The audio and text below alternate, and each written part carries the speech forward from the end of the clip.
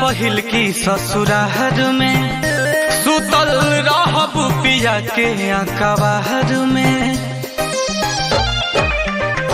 होई रहतिया पहिल की ससुरार में सुतल रहब पिया के अकबार में ओही रात दूर तुता हो जइबू हमसे ओही रात दूर तुता हो जइबू हमसे आई जब याद मुहवा फेरबू बलम से आई जब याद मुहवा फेरबू बलम से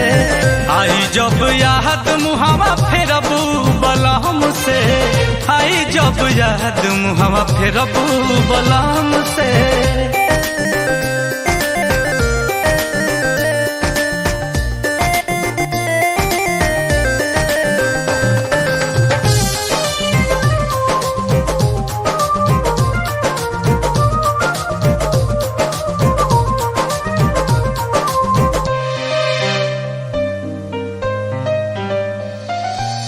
ससुरा में जान तोहके तोहर बलहमुआ प्यार भल देही भरपूर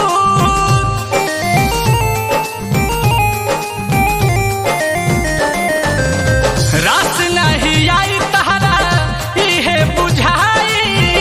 जैसे कि बारू मजबूर जैसे कि बारू मजबूर रहबू बनाइल सातो फेरा के बचन से रहबू बनाइल सातो फेरा के बचन से आई जब याद मुहवा फेरबू बलम से आई जब याद मुहवा फेरबू बलम से आई जब याद मुहवा फेरबू बलम से आई जब याद मुहवा फेरबू बलम से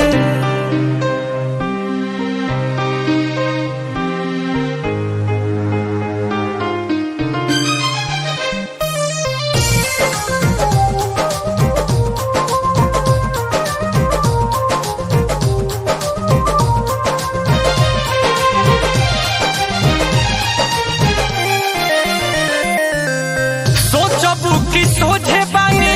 धइल तू चाहबू रानी हमरा के भरी अकबार